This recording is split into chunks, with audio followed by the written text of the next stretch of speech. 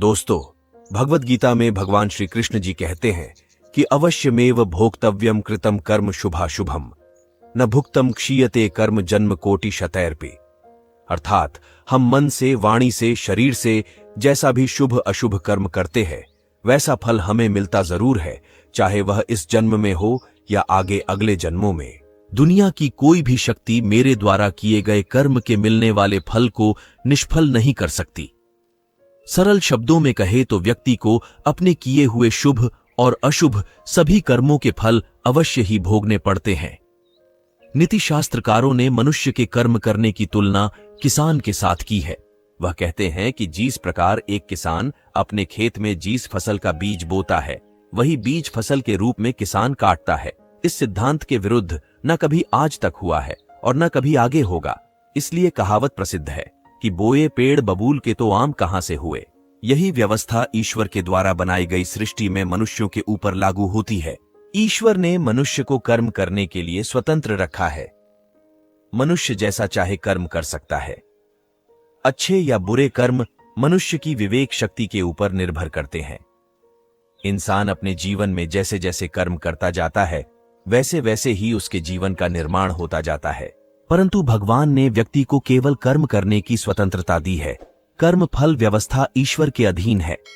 व्यक्ति जैसा कर्म करता है उसे वैसा ही फल प्राप्त होता है और यह निश्चित है, क्योंकि ईश्वर न्यायकारी है। ईश्वर मनुष्य द्वारा किए जाने वाले प्रत्येक कर्मों को जानने वाले हैं। ईश्वर के आगे किसी की भी सिफारिश नहीं चलती। इस कलयुग में तो लोग रिश्वत देकर अपना काम निकालते हैं, लेकिन भगवान को कोई रिश्वत नहीं दे सकता। इसीलिए ईश्वर को पूर्ण न्यायकारी कहा गया है। भगवान की अटल न्याय व्यवस्था से कोई भी आज तक ना तो बचा है और ना ही आगे बचेगा। इसलिए अच्छे कर्म करने वाला व्यक्ति डरता है, बुरा कर्म करने वाला व्यक्ति हर समय भयभीत होता है। उसके मन में सदैव यह शंका रहती है कि कभी मेरे बुरे कर्म सामने ना आ जाए। बुरे कर्म सामने आते ही उसे उन कर्मों का फल मिलना शुरू हो जाता है। परमात्मा द्वारा सभी प्राणियों को कर्म करने की स्वतंत्रता मिली है। कोई भी प्राणी कभी भी अपनी इच्छानुसार कैसा भी कर्म कर सकता है। इन कर्मों की आजादी के कारण ही जीवन में नयापन बना रहता है। यदि कर्म करने की आजादी ना हो तो जीवन में जीवन जैसा कुछ भी नहीं रहेगा। इसी आजादी के कारण मनुष्य पाप पुण्य या मुक्ति में गति कर सकता है। कर्मों की इस आजादी के कारण हर मनुष्य को अपना अपना फल मिलता रहता है और मनुष्य उसको भोगता रहता है। इसी कारण इस संसार में इतने अलग अलग सोच के लोग हैं। इसलिए भगवान श्री कृष्ण जी भगवद गीता में कहते हैं कि सभी प्राणी कर्म करने के लिए स्वतंत्र हैं। मनुष्य कई प्रकार के कर्म करता है, जिनमें अधिकतर कर्म बांधने वाले होते हैं। बांधने का अर्थ है अपना फल देकर व्यक्ति को जगत में फंसाए रखने वाले होते हैं, क्योंकि यह कर्म आसक्ति और अहंकार से किए जाते हैं। वही कुछ दूसरे प्रकार के कर्म होते हैं जिनमें हम कर्म तो करते हैं लेकिन उनका फल हमारे चित्त में इकट्ठा नहीं होता। ऐसे कर्मों को करने की तकनीक भगवान श्री कृष्ण बताते हैं कि कर्म ऐसे किया जाए कि उसके फल में आसक्ति ना रहे। इसलिए भगवान श्री कृष्ण कहते हैं कि तू इन कर्मों को मुझे अर्पित कर दे। यह एक ऐसी प्रक्रिया है जिसमें व्यक्ति के अंदर कर्म करने का अहंकार नहीं रहता और उस कर्म के फल की इच्छा भी नहीं रहती। इस प्रकार यह कर्म शुद्ध कर्म कहे जाते हैं, जो व्यक्ति को बांधते नहीं बल्कि मुक्ति पाने में सहायक होते हैं।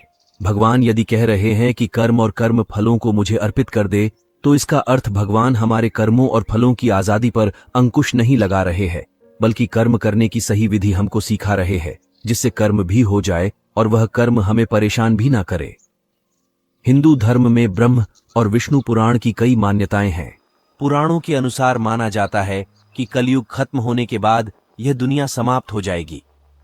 विष्णु पुराण में कलयुग के अंत से जुड़ी ऐसी कई बातें बताई हैं जिनसे पता चल जाएगा कि सृष्टि अपने अंत के करीब है।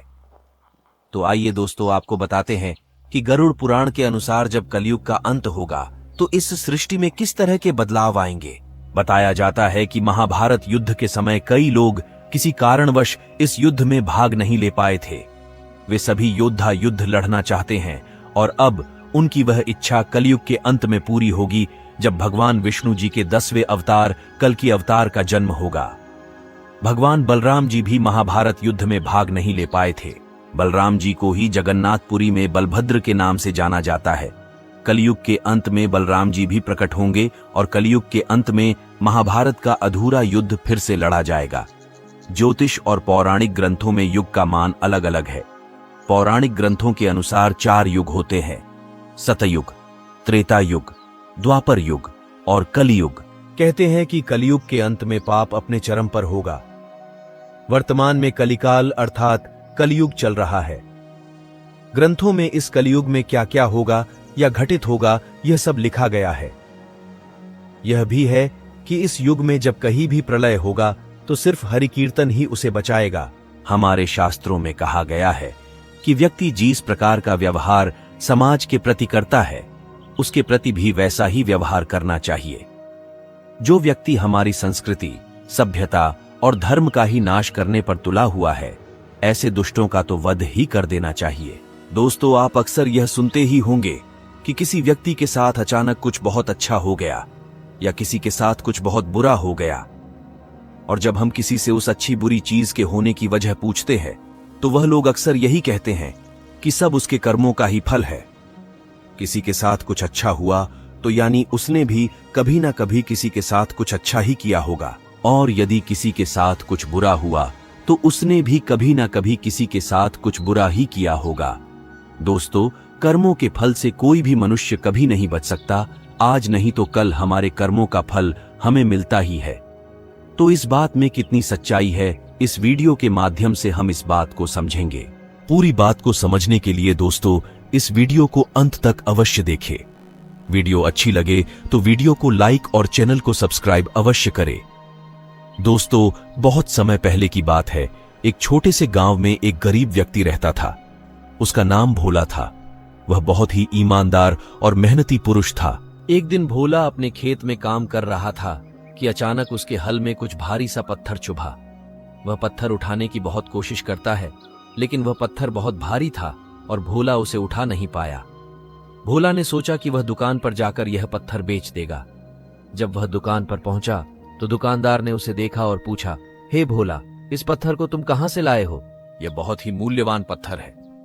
भोला ने सच बोलते हुए कहा, दुकानदार जी, मैंने इसे अपने खेत में पाया है। मैं इसे बेचना चाहता हूं क्योंकि मैं इस पत्थर के पैसों से अपने परिवार की जरूरतें पूरी कर सकता हूं। दुकानदार ने पत्थर की कीमत जानकर हैरानी से पूछा, भोला, क्या तुम जानते हो कि इस पत्थर की कीमत कितनी है? भोला ने कहा, नहीं, मुझे इसकी कीमत नहीं पता, लेकिन मैं इसे बेचकर अपने परिवार की जरूरतों को पूरा कर सकता हूं। दुकानदार ने भोला की ईमानदारी को देखकर उसे पत्थर का पूरा मूल्य दिया और कहा, भोला, तुम्हारी ईमानदारी के लिए मैं तुम्हारा साथी हूं। तुमने सच बोला और तुम्हारी ईमानदारी की कीमत बहुत महंगी है, क्योंकि कई लोग ऐसे होते हैं जो ईमानदार नहीं होते हैं और झूठ बोलते हैं। दोस्तों, इस कहानी से हमें यह सीखने को मिलता है कि हमें हमेशा सच और ईमानदारी से काम करना चाहिए। सच्चाई और ईमानदारी की कीमत हमें अच्छे कर्मों के साथ अच्छे व्यक्ति बनने में मदद करती है। मनुष्य पूर्ण ज्ञानी नहीं है, इसीलिए वह कर्म फल को ठीक से न समझकर भाग्य को कोसता रहता है। विधि के विधान के अनुसार कर्मों का फल कब, कैसे, कहाँ और किस रूप में मिलता है यह कोई पहले से नहीं बता सकता, लेकिन यह तो तय है कि अच्छे कर्मों का अच्छा फल जरूर मिलता है और बुरे कर्मों का बुरा फल। दोस्तों, एक रोहित नाम का एक अनाथ बच्चा था। उसके माता पिता बचपन में ही चल बसे थे।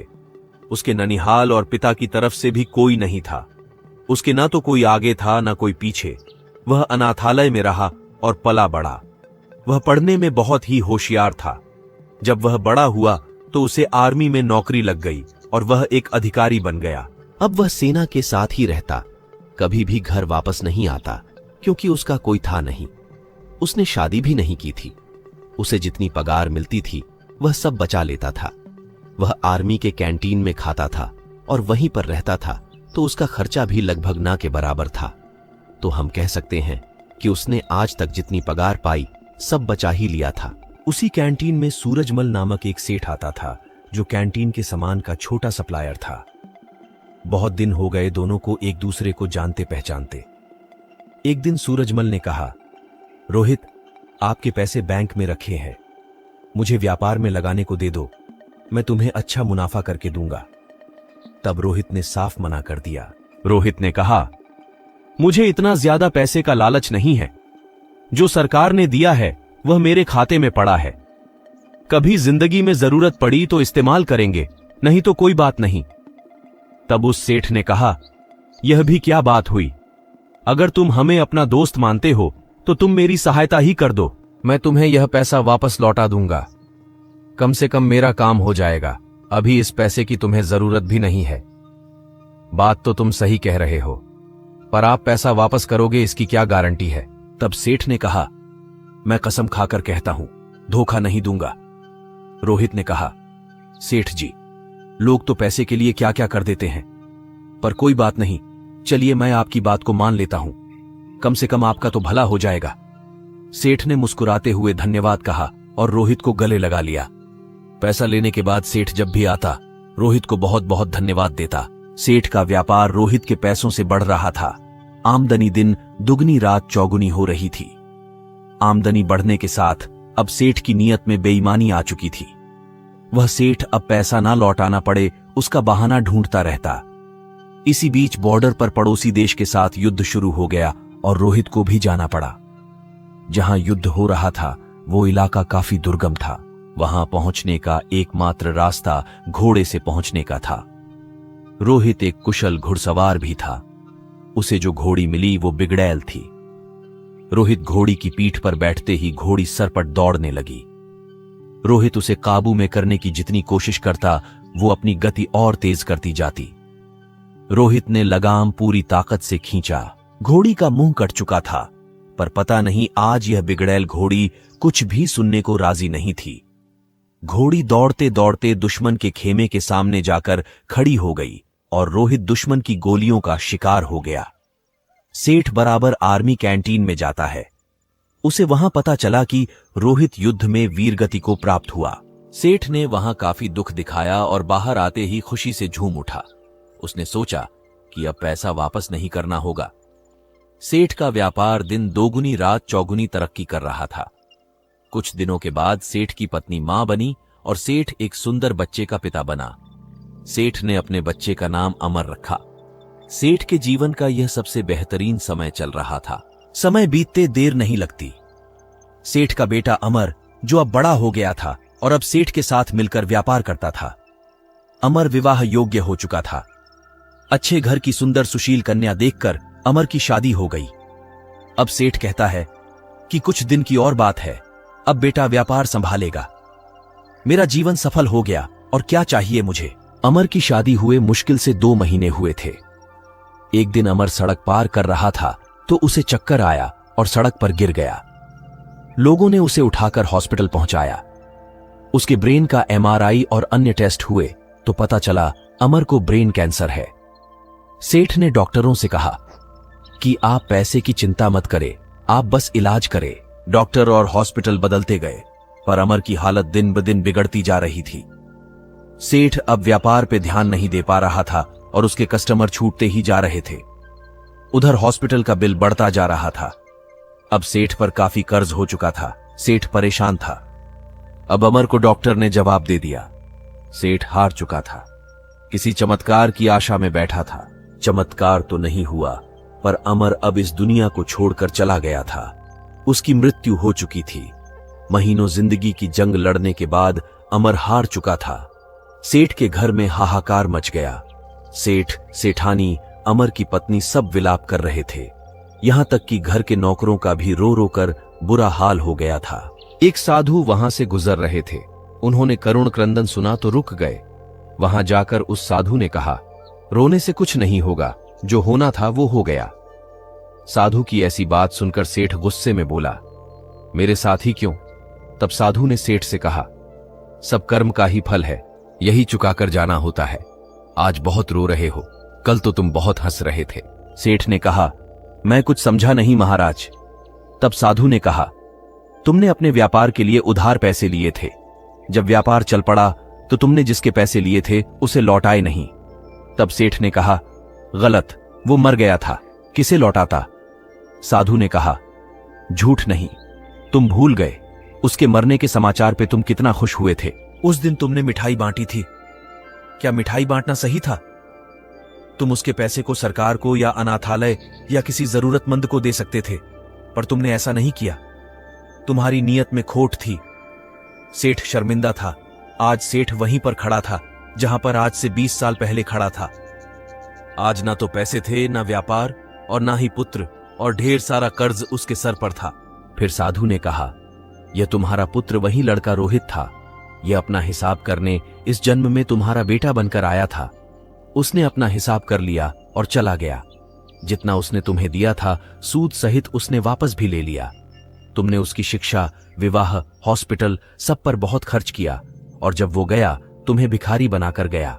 सेठ ने सुबकते हुए कहा, मान लिया मेरी गलती थी, पर इस लड़की की क्या गलती? इसकी तो सिर्फ 2 महीने पहले शादी हुई थी। तब साधु ने कहा, यह इसका कर्म फल था। यह पिछले जन्म में वो घोड़ी थी जिसके चलते रोहित की मृत्यु हो गई थी। आज रोहित ने बदला ले लिया और इसकी जिंदगी नर्क बनाकर चला गया। जीवन में कुछ भी बिना कारण नहीं हो रहा है। हो सकता है बीज आपने बहुत पहले लगाया हो और आप भूल गए हो। वही बीज पेड़ बन जाता है, तब हमें पता चलता है। इसलिए आप कैसा बीज लगाते हो हमेशा याद रखो। प्रकृति हिसाब करती है। आप याद रखो ना रखो, प्रकृति हमेशा याद रखती है। सेठ निरुत्तर और हताश होकर घर की सीढ़ी पर बैठा गया और अपने कर्म को कोसने लगा। दोस्तों, हमेशा अपने कर्म पर ध्यान दे। ऊपर वाले की लाठी में आवाज नहीं होती, पर पड़ती जरूर है। अगर आप किसी को नुकसान पहुंचाकर या फंसाकर जाओगे तो आपका भी नुकसान होना ही है, इस जन्म में नहीं तो अगले जन्म में। इसलिए जो भी कर्म करो सोच समझ कर करो। आप अपने कर्म फल से नहीं बच सकते हैं। आप जहां भी जाते हैं, जो कुछ भी करते हैं, आपके कर्म ही आपको शांतिपूर्वक देख रहे होते हैं। किसी भी दिन आपको आपके कर्म का फल पृथ्वी पर वहन करना ही होता है। इसीलिए हर समय उचित कर्म करना अनिवार्य है। भगवान श्री कृष्ण जी ने गीता में कर्म को प्रधानता देते हुए यह तक स्पष्ट किया है कि व्यक्ति की यात्रा जहां से छूटती है, अगले जन्म में वह वहीं से प्रारंभ होती है। जो प्रकृति के नियमों का पालन करता है वह परमात्मा के करीब होता है।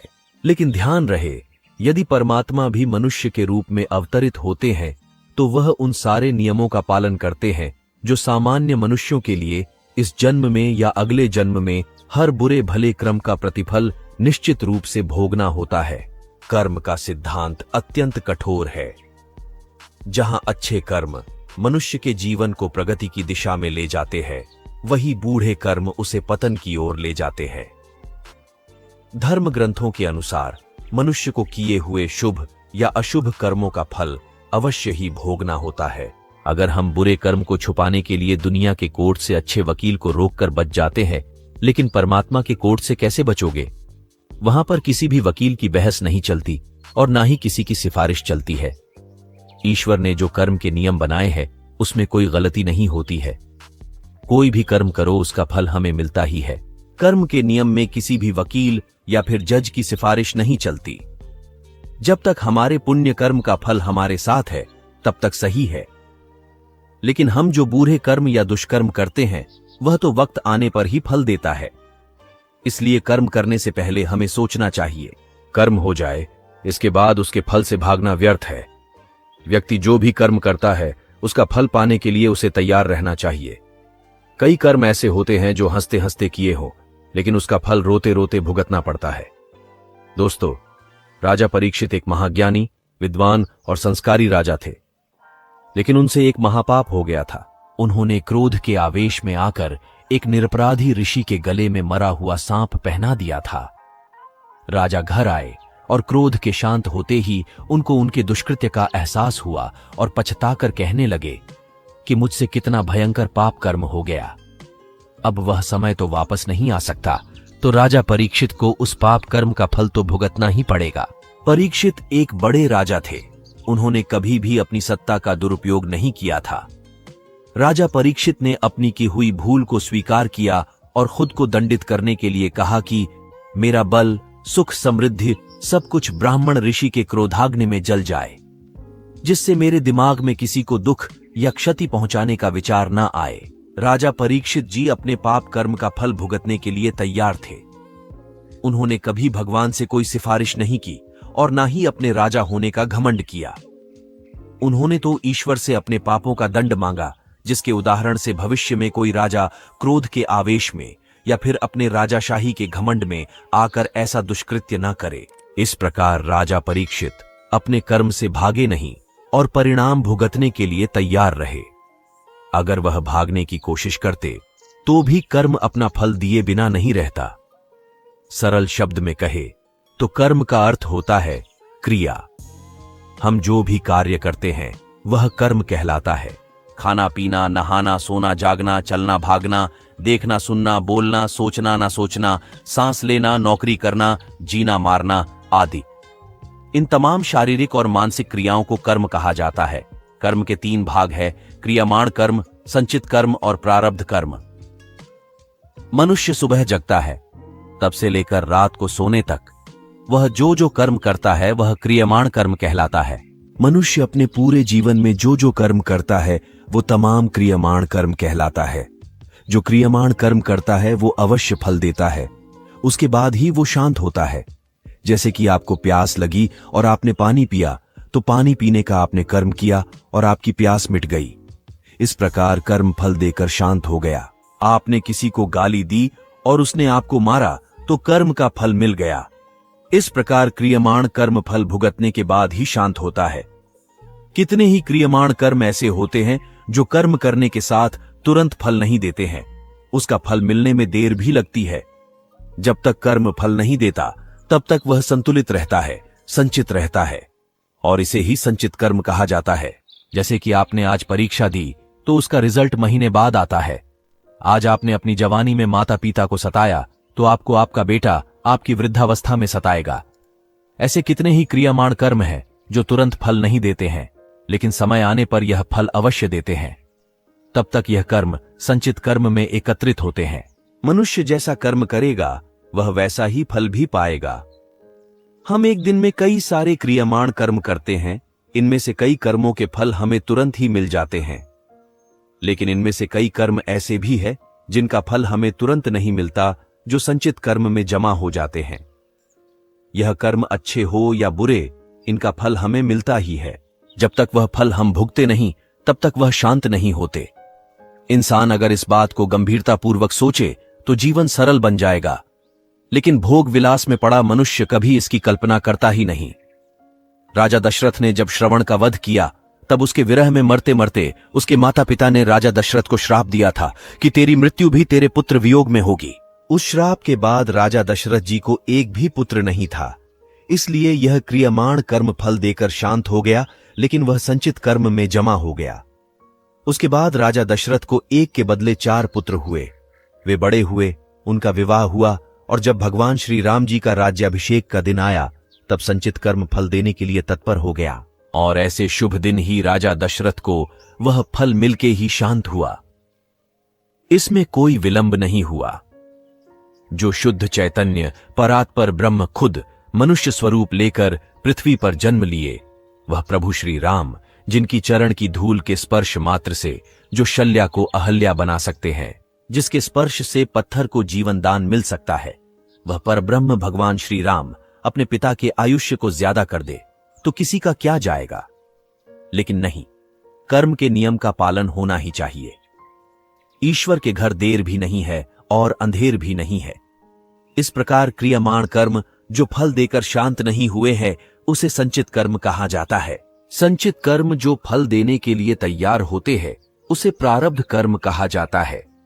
अनादिकाल से पुनर्जन्म के संचित कर्म जो फल देने के लिए तैयार होते हैं, ऐसे प्रारब्ध कर्मों को भुगतने के अनुरूप शरीर जीव को प्राप्त होता है, और पूरे जीवन काल में शरीर को उस प्रकार के प्रारब्ध कर्म भुगतने के बाद ही जीवन समाप्त होता है। अगर हमने अच्छे कर्म किए होंगे तो अच्छा ही फल मिलेगा। जब तक जीव के संचित कर्मों का फल मिल नहीं जाता तब तक आत्मा बार बार जन्म और मृत्यु के चक्र में जन्म लेता जाएगा। इस प्रकार अनादिकाल से अनेक जन्मों के संचित हुए कर्मों के फल प्रारब्ध रूप से तैयार होते हैं। वैसे वे अलग अलग शरीर धारण करता ही रहता है। जब तक शरीर प्राप्त होता है तब तक उसका मोक्ष नहीं होता है।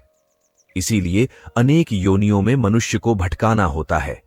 जो नए क्रियमाण कर्म करते ही रहते हैं और उनमें से कई कर्म संचित होते हैं, जो समय के अनुसार प्रारब्ध रूप से फल देने के लिए तैयार होते हैं। तो दोस्तों, ज्यादा लंबी नहीं है जिंदगी, इसे ऐसे ही खराब ना करें। हमेशा अच्छे कर्म करें ताकि आपके जाने के बाद भी आपकी यादें लोगों के दिलों में बनी रहें। और अच्छा कर्म करने से हमारा मन भी संतुष्ट रहता है। महर्षि व्यास जी कहते हैं कि जो व्यक्ति जिसके साथ जैसा व्यवहार करे उसके प्रति वैसा ही व्यवहार करना चाहिए, और यही धर्म है। धोखे से व्यवहार करने वाले के साथ धोखे का ही व्यवहार करना चाहिए, और भला करने वाले के साथ भलाई का व्यवहार करना चाहिए। इस प्रकार धर्मशास्त्रों एवं वेदों में दुष्टों की निंदा की गई है और यथापूर्वक व्यवहार करने का आदेश दिया गया है। भगवत गीता में भगवान श्री कृष्ण जी कहते हैं कि हमारा भाग्य हमारे ही अतीत के कर्मों का फल है। उसी तरह हम आज जो कर्म कर रहे हैं वो हमारे आने वाले भविष्य को निर्धारित करेंगे। इसीलिए हमें हमेशा अच्छे कर्म करने चाहिए ताकि हमें इसका फल भी अच्छा ही मिले।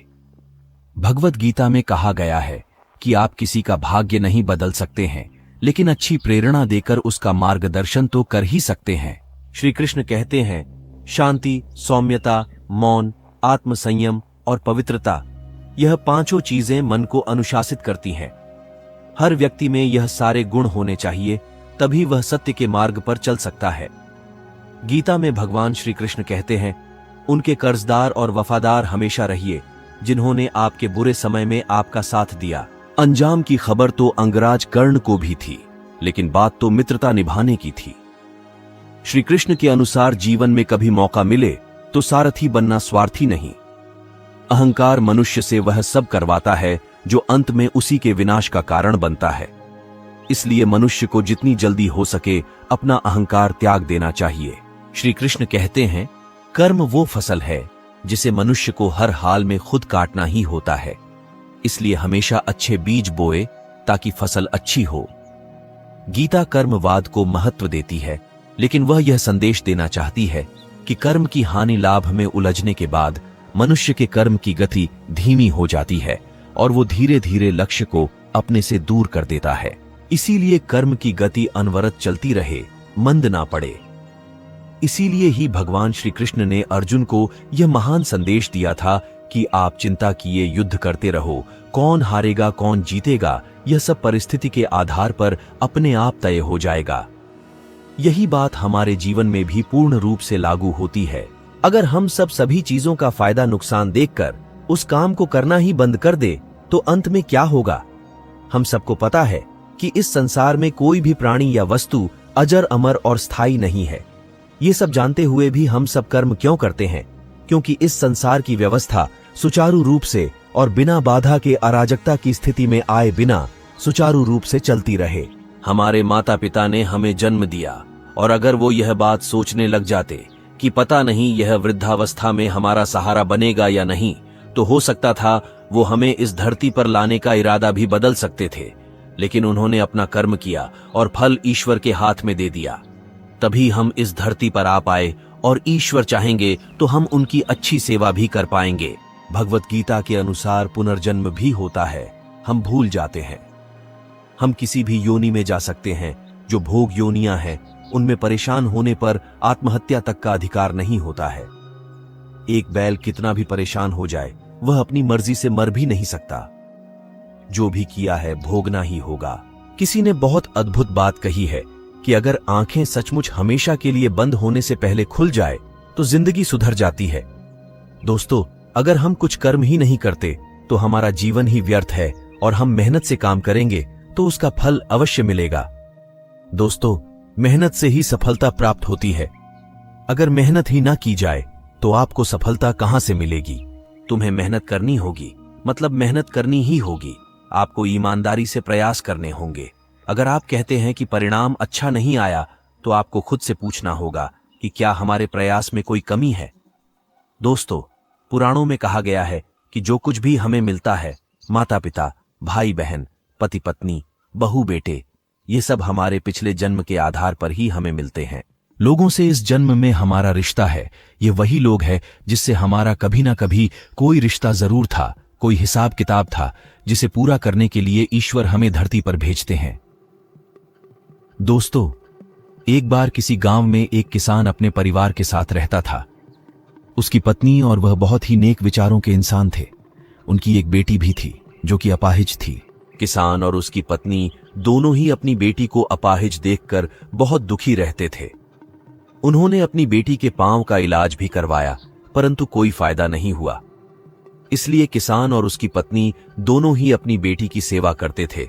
उसके पैरों की मालिश करते हैं, उसे अपने हाथों से खाना खिलाते थे।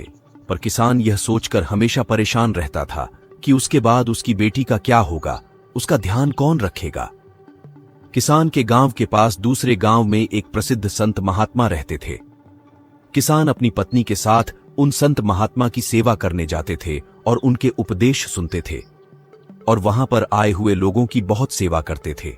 एक दिन जैसे ही संत महात्मा जी का प्रवचन खत्म हुआ, तब किसान ने कहा, हे संत महात्मा, मैं और मेरा परिवार आपकी और लोगों की बहुत सेवा किया करते हैं।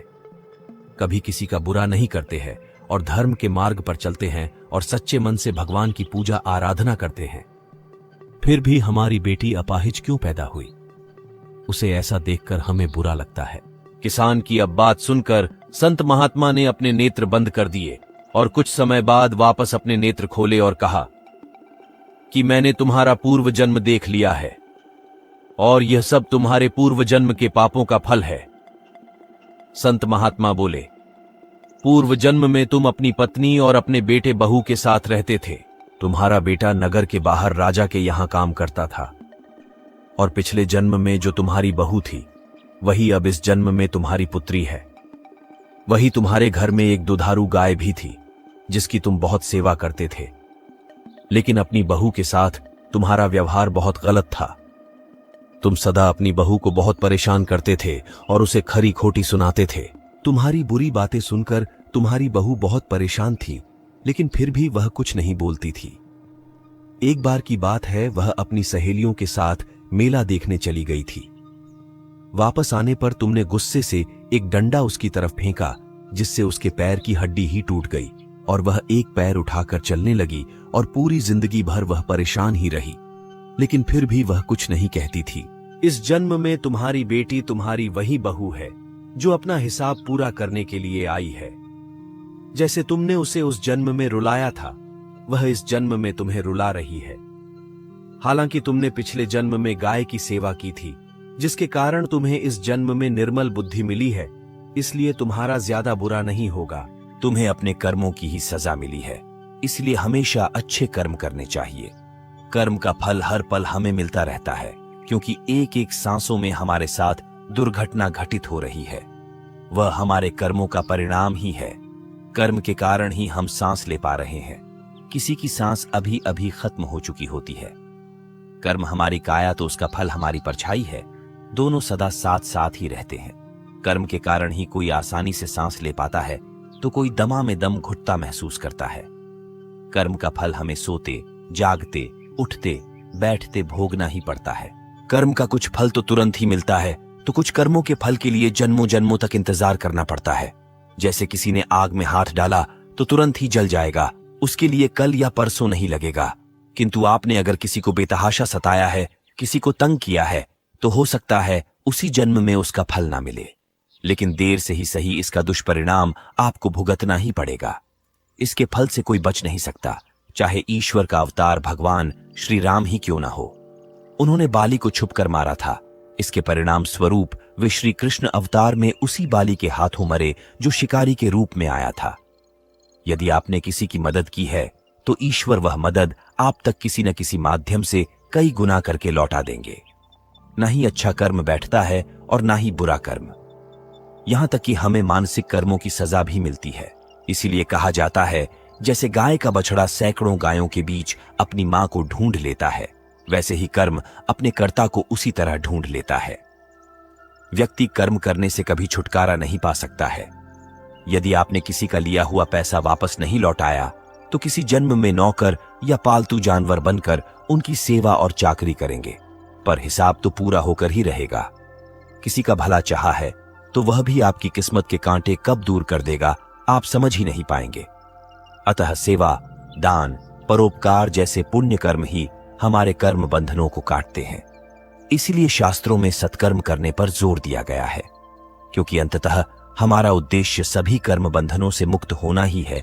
और जब हम कर्म का सिद्धांत समझेंगे तभी हम इस जन्म मरण के चक्र से बाहर आ पाएंगे। हर कर्म का फल अलग अलग मिलता है, अर्थात बुरे कर्म के फल अच्छे कर्म के फल से निरस्त नहीं। कुछ कर्मों जैसे दैनिक दिनचर्या के कर्मों के फल तो साथ के साथ ही मिल जाते हैं, परंतु कुछ कर्मों के फल संचित हो जाते हैं और कुछ समय पश्चात इसी जन्म में या फिर आने वाले जन्मों में प्रारब्ध के रूप में मिलते हैं। वर्तमान में किए जाने वाले कर्म क्रियमाण कर्म कहलाते हैं। ऐसे क्रियमाण कर्म जिनके फल साथ के साथ नहीं मिलते वे संचित कर्म कहलाते हैं, और संचित कर्म प्रारब्ध के रूप में विभिन्न योनियों में भोगे जाते हैं और क्रमशः निरस्त होते जाते हैं। सबसे अंत में जीव पुनः बचे हुए कर्मों को प्रारब्ध के रूप में लेकर मनुष्य योनि में आता है। अन्य योनियों और मनुष्य योनि में यह अंतर है कि जबकि अन्य योनियों में जैसे जैसे कर्म भोगे जाते हैं वे निरस्त होते जाते हैं, परंतु मनुष्य योनि में प्रारब्ध कर्म भोगे जाने पर निरस्त तो होते हैं, परंतु हर भोगा जाने वाला कर्म नए कर्म पैदा करता जाता है। दरअसल मनुष्य योनि में भोगा जाने वाला कर्म आरंभ में क्रियमाण कर्म होता है, जो फिर संचित और प्रारब्ध कर्म का स्रोत बनता है।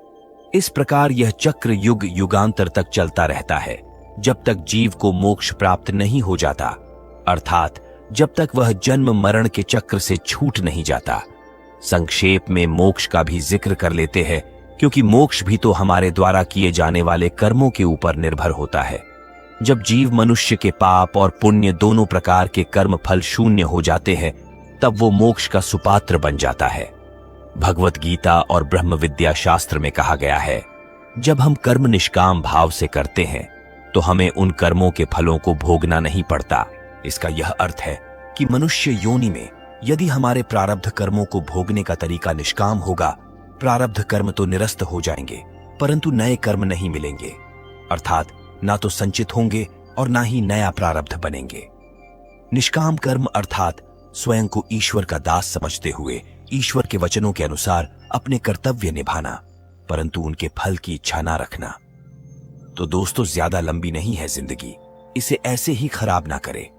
हमेशा अच्छे कर्म करें ताकि आपके जाने के बाद भी आपकी यादें लोगों के दिलों में बनी रहे, और अच्छा कर्म करने से हमारा मन भी संतुष्ट रहता है। तो दोस्तों, आज के लिए बस इतना ही। आशा करता हूं आपको आज की यह वीडियो अच्छी लगी होगी। अगर अच्छी लगी हो तो वीडियो को लाइक करें, अपने दोस्तों के साथ शेयर करें और चैनल को भी सब्सक्राइब जरूर करें। कमेंट बॉक्स में लिखे जय श्री कृष्ण। तो मिलते हैं अगले वीडियो में, तब तक के लिए आप अपना ख्याल रखें। धन्यवाद।